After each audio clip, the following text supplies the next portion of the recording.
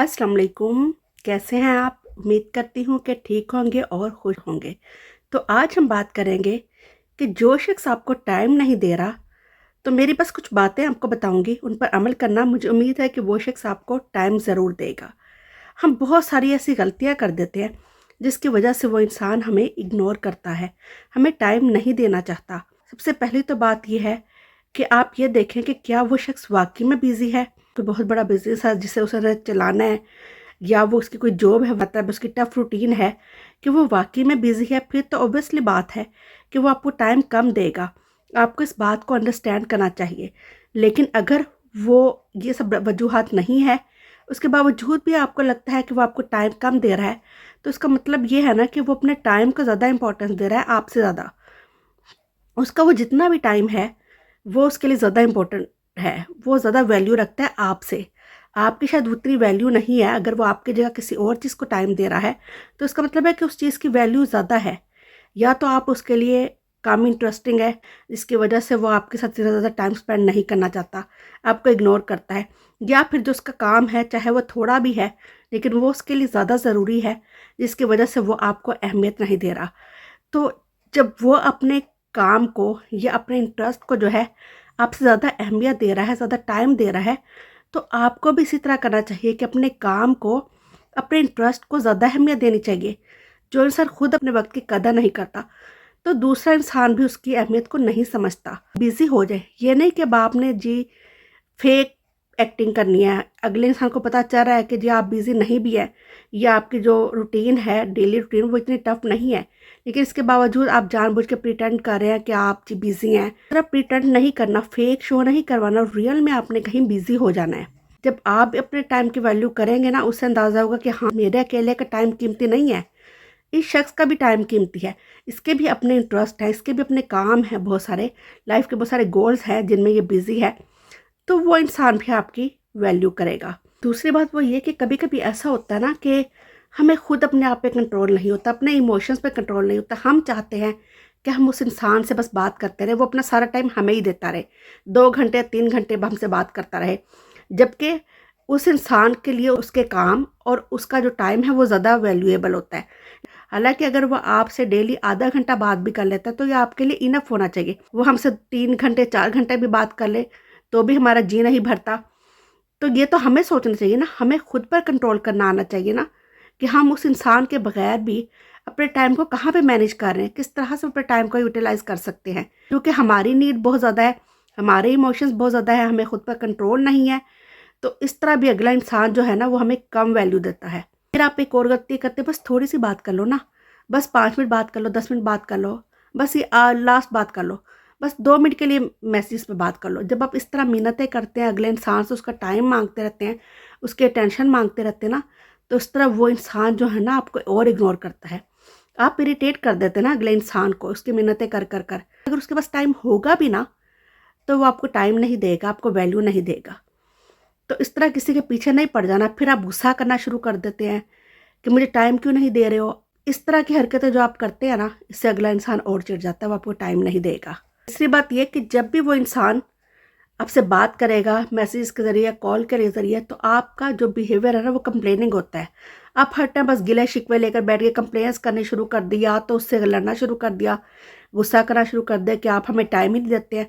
अब इतने भी क्या बिजी कि हमारे लिए आपके पास थोड़ा सा भी टाइम नहीं है। या अगर उसने आपसे बात कर ली या कोई कॉल कर लिया, तो आप उसे ये कहना शुरू कर देंगे, मिल गया आपको टाइम अब हमसे बात करने का, अभी भी ना कॉल करते। इस तरह की बातें जब आप देंगे ना, तो अगला इंसान जो है ना वो कहेगा कि ये तो मैंने गलती कर दी इसे कॉल मिलाकर, इससे बेहतर था मैं इसे कॉल ही नहीं करूं। अगली दफ़ा वो आपको कॉल ही नहीं करेगा। और अगर उसने कभी मैसेज कर दिया, तो आगे फिर आपने शिकवे शिकायतें करना शुरू कर दिए कि 2 घंटे बाद मैसेज करने का ख्याल आया है, अब भी मैसेज नहीं करना था। इस तरह की बात जब करते हैं ना, तो वो इंसान सोचता है कि अच्छा मैंने मैसेज करके भी गलती की। नेक्स्ट टाइम फिर वो क्या करता है कि ना आपको कॉल करता है और ना आपको मैसेज करता है। तो इस तरह आपका कंप्लेनिंग वाला जो बिहेवियर है ना, गिले शिकवे शिकायतें करने वाला, ये नहीं होना चाहिए।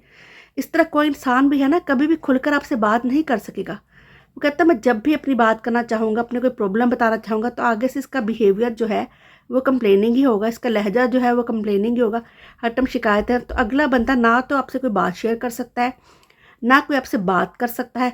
बल्कि वो फिर तंग आपको मैसेजेस और कॉल करना ही छोड़ देगा, आपको टाइम देना ही छोड़ देगा। और फिर इस तरह आपको लगेगा कि आपकी तो कोई वैल्यू ही नहीं रही है। तो इस तरह आपने कंप्लेनिंग बिहेवियर नहीं रखना अपना। अगर वो अपने मसरूफ़ वक्त में से कुछ टाइम भी आपसे बात कर लेता है, तो उसी को आपने गनीमत समझना है। अपने आप पर, खुद पर, अपने इमोशंस पर खुद कंट्रोल करना है। ये आपका खुद पर कंट्रोल होगा तो वो इंसान भी आपकी वैल्यू करेगा, नहीं तो आपकी वैल्यू नहीं होने वाली।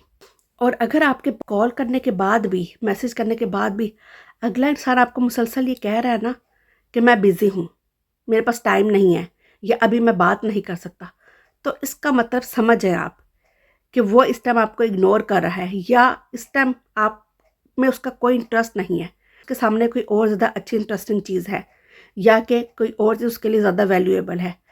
तो वहाँ से आप कुछ टाइम के लिए हट जाएं, क्योंकि अगर कोई इंसान आपको वैल्यू देता होगा ना, तो वो आपके लिए टाइम भी निकालेगा। वो जितना मर्ज़ी बिज़ी होगा, उसका जितना मर्ज़ी बिज़ी शेड्यूल होगा, लेकिन इसके बावजूद भी वो आपको टाइम देगा।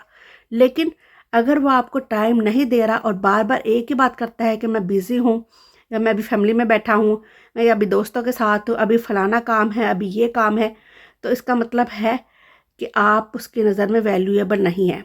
तो ऐसी जगह पर तो वैसे भी अपना टाइम लगाना बेकार कहना है। वहाँ पे आप क्यों अपनी वैल्यू बढ़ाना चाहते हैं, जब एक इंसान को आपकी वैल्यू का अंदाज़ा ही कोई नहीं है। वहाँ पर तो बल्कि आप अपना टाइम वेस्ट कर रहे हैं ना, उसके पीछे जा जा के उसे टाइम की भीख मांग मांग कर कि मुझे टाइम दो, मुझे टाइम दो, मुझे अहमियत दो, मुझे मैसेज करो या मुझे कॉल्स पे बात करो मेरे से।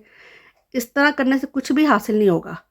तो इसलिए ये जो मैंने 4 बातें बताई हैं, उन पर आपने अमल करना है। कि एक तो अपने टाइम की वैल्यू करनी है आपने, हमेशा पहले अपने टाइम की वैल्यू करेंगे तो अगला इंसान भी आपकी वैल्यू करेगा। सेकंड, खुद पे, अपने इमोशंस पे कंट्रोल करना है। जितना कोई इंसान आपको टाइम दे रहा है, उसी में आपने हैप्पी हो जाना है, उसके पीछे नहीं पड़ जाना। तीसरा, कि कंप्लेनिंग आपका बिहेवियर नहीं होना चाहिए कि आप हर टाइम कंप्लेंट्स ही करते रहें। बाज़ औक़ात ये होता है कि हमारी डिमांड्स इतनी ज़्यादा अगले इंसान से बढ़ जाती हैं कि हालाँकि वो हमें टाइम दे भी रहा होता है, आधा घंटा, 1 घंटा, लेकिन हमारी खुद की डिमांड्स इतनी ज़्यादा होती हैं कि नहीं, हमें तो 4 घंटे चाहिए, 5 घंटे चाहिए, और जब वो नहीं देता तो हम कंप्लेन शुरू कर देते हैं। तो ये कंप्लेनिंग वाला जो बिहेवियर है ना आपका, ये नहीं अच्छा। इससे अगला इंसान नेक्स्ट टाइम आपको बिल्कुल टाइम नहीं देगा। तीसरा पॉइंट ये है। और लास्ट पॉइंट जो मैंने आपको बताया है, अगर वो 4-5 घंटे या 10 घंटे के बाद भी आपको रिप्लाई कर रहा है ना, तो इसका मतलब है कि आपकी वैल्यू है उसकी नज़र में। लेकिन अगर वो आपको रिप्लाई कर ही नहीं रहा, आप कितने मैसेज के जवाब में भी नहीं करा, या 1 दिन या 2 दिन तक भी जवाब नहीं उसका आ रहा, तो इसका मतलब है कि आपकी वैल्यू नहीं है उसकी नज़र में। कभी थोड़ा सा साइड पर हो जाएं आप। तो ये मेरी 4 बातें हैं जिन पर आपने अमल करना है। तो मुझे उम्मीद है कि जो इंसान आपको टाइम नहीं दे रहा, वो आपको टाइम ज़रूर देगा। तो अगर मेरी ये वीडियो आपको अच्छी लगी है, तो इसे लाइक कर दीजिएगा, दोस्तों के साथ शेयर कर दीजिएगा। अगर आपने अभी तक हमारे चैनल को सब्सक्राइब नहीं किया, तो सब्सक्राइब कर दीजिएगा। नेक्स्ट वीडियो के साथ फिर हाजिर होंगे। अपना ख्याल रखिएगा, खुश रहिएगा। अल्लाह हाफिज़।